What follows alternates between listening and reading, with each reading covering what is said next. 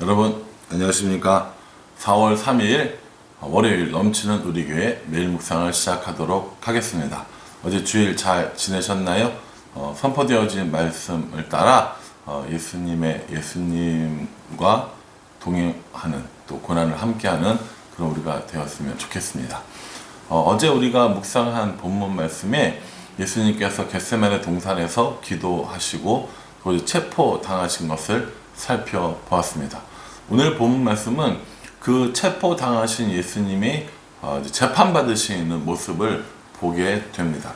그렇게 체포당하시고 어디로 오시냐면 57절 말씀에 보면 예수를 잡은 자들이 그를 끌고 대제사장 가야바에게로 가니 거기 서기관과 장로들이 모여 있더라 라고 이렇게 말하고 있습니다.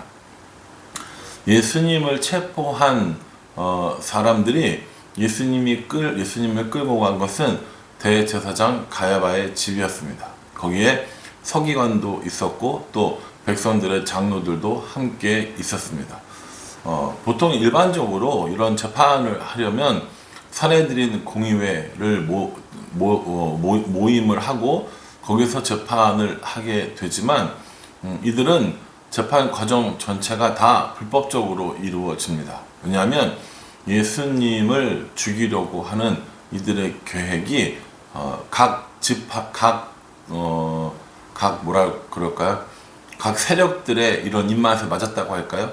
대제사장들, 서기관, 그리고 바리새인, 장로들, 또 사두개인, 이 모든 사람들의 이런 입맛에 맞았다라는 거죠. 그래서 예수님을 속히 죽이고자 이 회의 자체에 대한 불법성을 가지고 있었지만 일사천리로 회의가 진행되게 되어집니다.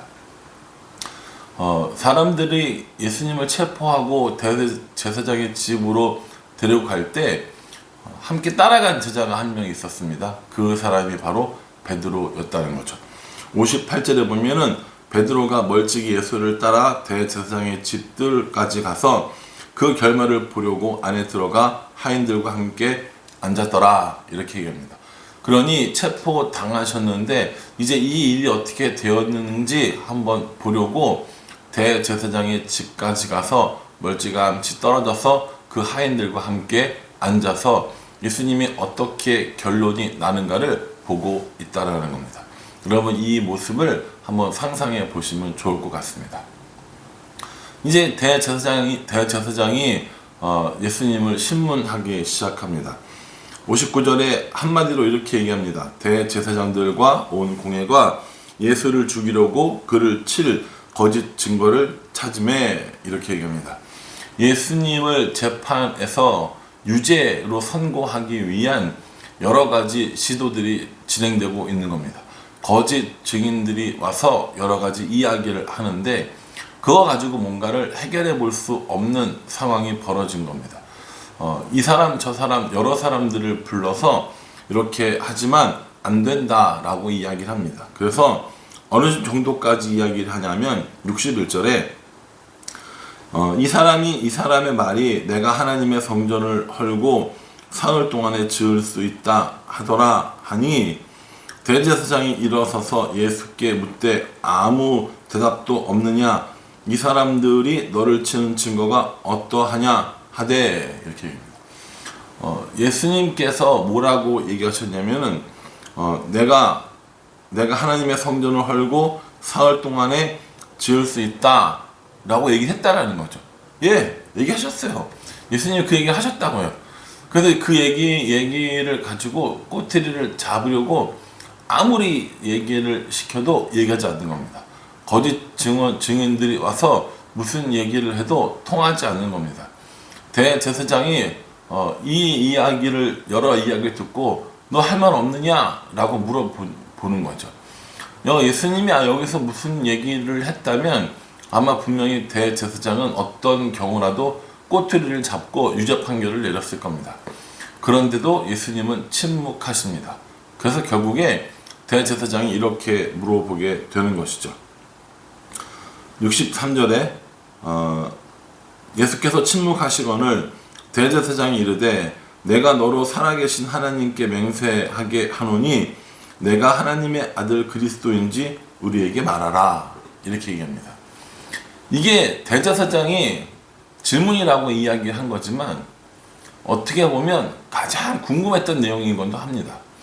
왜냐하면 대제사장은 한 번도 예수님께서 자신을 그리스도라고 이야기한 걸 들어본 적이 없거든요. 그러니 정말 그리스도인지 물어보고 싶었던 마음도 있었을 겁니다. 또 그렇게 이야기하면 그걸로 꼬투리를 잡을 수 있겠다 생각을 했고 그들의 계획은 일정 부분 성공했습니다. 이러한 대제사장의 질문에 예수님께서 뭐라고 말하냐면 맞다 그렇게 얘기하십니다. 내가 말하였도다 라고 얘기하시면서 대제사장 내가 이야기한 대로 나는 하나님의 아들 그리스도다 라고 얘기를 하는 것이죠. 거기다 덧붙여서 뭐라고 얘기하시냐면 64절에 그러나 내가 너에게 이르노니 이후에 인자가 권능의 우편에 앉아있는 것과 하늘 구름을 타고 오는 것을 너희가 보리라 라고 이렇게 말합니다. 하나님의 아들 그리스도다 라고 말한 것도 모자라서 예수님께서는 인자가 권능의 우편에 앉아있는 것과 하늘 구름 타고 오는 것을 너희가 보리라. 다시 말해서 승천하고 다시 올 것도 볼 것이다 라고 이야기를 합니다. 이랬더니 이제 대제사장이 뭐라고 얘기합니까? 다른 거 더 볼 필요 없다. 이건 신성모독이다 라고 얘기합니다. 신성모독, 예, 이게 예수님의 죄목인 거죠. 근데 이게 참 어려운 게 이게 죄목이 되려면 거짓말이 돼야 되거든요. 예수님이 그리스도다 라고 한 것도 거짓말이고 또 예수님이 하나님의 우편, 권능의 우편에 앉을 거다 라는 것도 거짓말이어야 되고 다시 오실 거다 라고 하는 것도 거짓말이어야 되는데 이게 다 거짓말이 아닌 겁니다. 대제사장은 이걸 꼬투리로 삼고 이야기했지만 예수님이 한 이 말씀은 모두가 다 사실이었다는 거죠. 그러니 예수님의 재판도 불법으로 행해졌고 예수님의 죄목조차도 조작된 것이라고 볼 수 있습니다. 그러나 이 모든 것들을 아신 예수님께서는 왜 이렇게 순순히 이들의 그 신문에 응하셨는가? 결국 예수님께서 십자가를 지셔야 할 것을 알고 계셨기 때문입니다. 또 예수님이 십자가를 져야 그 구원이 완성됨도 알고 계셨기 때문입니다. 그래서 대제사장이 소리 지릅니다. 신성모독이다. 우리가 더 이상 이야기 들을 것도 없다. 이렇게 이야기하는 거죠. 그래서 66절과 67절, 68절 말씀에 신성모독한 사람들에게 사람들이 손가락질하고 모욕하는 모습을 보여줍니다. 사형에 해당한다고 이야기하고 얼굴에 침 뱉고 주먹으로 치고 어떤 사람은 손바닥으로 때리면서 너를 친 자가 누구냐 라고 하면서 그리스도야 조롱하고 우리에게 선지자 노릇해라 라고 조롱하는 모습을 보여주고 있습니다. 사실 이게 참 기가 막힌 얘기죠. 하나님의 아들 그리스도다 라고 한 이 얘기로 신성모독이라고 시비를 걸고 예수님을 조롱하고 모욕하고 침뱉음을 하는 이런 일들이 가당치나 한 겁니까? 또 실제로 이 대제사장들이 그렇게 예수님을 그리스도로 못 믿었다고 칩시다. 그러면 지금까지 예수님이 이 사람들에게 보여줬던 말씀, 기적 이런 것들은 또 어떻게 해석할 겁니까? 그러니 이 대제사장들은 막무가내인 거예요. 알아볼 마음이 없었고 이걸 그냥 무조건 잡아서 죽이겠다라고 결단한 거죠. 이걸 전문용어로 뭐라고 부릅니까? 답정너입니다. 예. 저는 이 대제사장과 이런 종교 지도자들의 신문을 보면서 답정너라는 생각을 했습니다. 예수님이 무슨 말씀을 하셔도 예수님께서는 이미 사형에 해당되는 죄다라고 하는 유죄 판결을 받고 시작하는 것이죠. 우리도 때로 예수님을 믿는다고 하면서 예수님 믿는다는 이유 때문에 사람들에게 일단 고개 숙이고 들어가야 할 때가 있습니다. 직장 생활할 때, 학교 생활할 때, 또 사람들을 만날 때 예수님 믿는다는 것 때문에 해야 할 말을 하지 못할 때가 있고, 예수님 믿는다는 것 때문에 내 이익을 포기해야 될 때가 있고, 예수님 믿는다는 것 때문에 또 빛과 소금의 역할을 하는 것 때문에 남들이 싫어하는 일들을 해야 될 때가 있다라는 겁니다. 저는 이게 바로 예수님의 고난에 동참하는 방법이라고 생각을 합니다.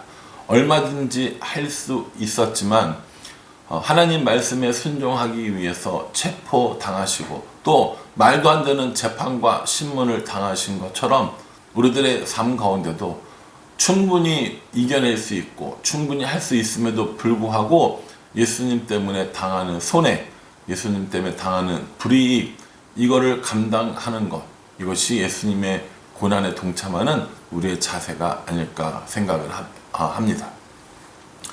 그런가 보면 저는 예수님 때문에 당하는 고난이 있는가 라는 생각을 해보면 참 부끄럽긴 합니다. 예수님 때문에 당하는 고난보다는 예수님 때문에 얻어지는 영광이 훨씬 더 많은 삶을 살고 있는 것은 아닌가 생각을 합니다. 예수님 때문에 포기하고 예수님 때문에 머리 숙이고 예수님 때문에 고난 받는 것이 아니라 예수님의 이름을 빙자해서 혹은 예수님의 이름을 대놓고 내가 이익을 받고 내가 영광을 취하는 삶을 살고 있는 것은 아닌가 생각해 보게 됩니다.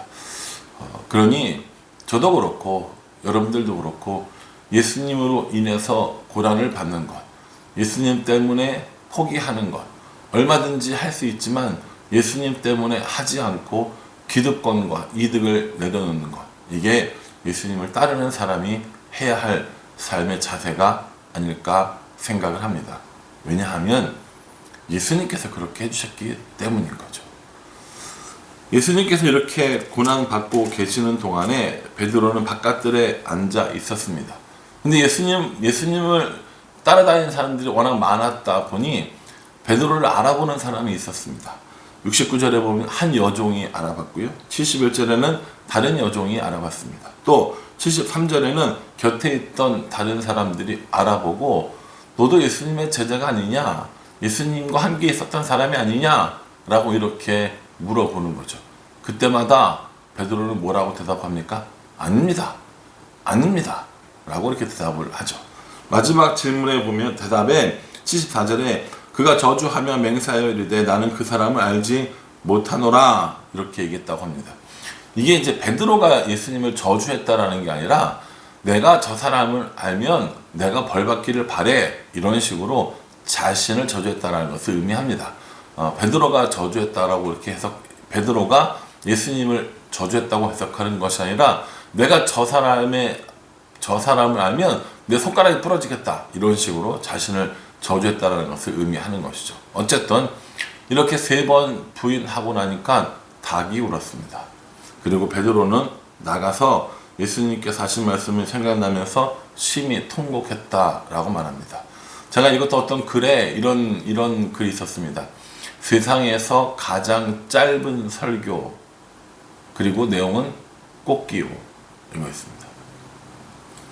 베드로가 닭 울음소리를 들었을 때 마음이 어땠을까요?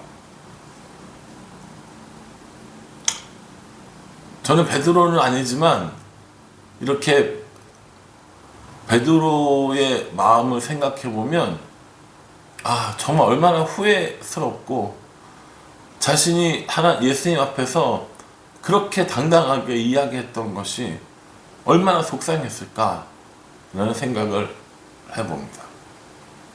베드로랑 저랑 별반 다를 거 없습니다. 베드로랑 우리랑 별반 다를 거 없습니다. 우리도 예수님 앞에 그렇게 예수님을 부인하며 행동한 적이 있었습니다. 사람들 앞에 예수님 믿는 사람이라는 걸 드러내놓지 못하고 또 예수님 믿는 사람이라는 걸 이야기하면 손해볼까봐 손해받는 일들도 손해를 받기 싫어서 모른 척하는 경우도 있었습니다. 저도 그렇고요. 그러니 베드로가 들었던 꽃기요라고 하는 닭 울음소리는 베드로의 진짜 마음을 찢었을 것 같고요. 여전히 우리들의 마음도 그러합니다. 그러니 사랑하는 성도 여러분, 예수님은 우리를 위하여 십자가를 지시는, 모욕 당하시는, 충분히 하실 만한 힘이 있었음에도 불구하고 하지 않는 그런 모습을 보여주셨으니 우리도 그렇게 살아야 한다는 겁니다.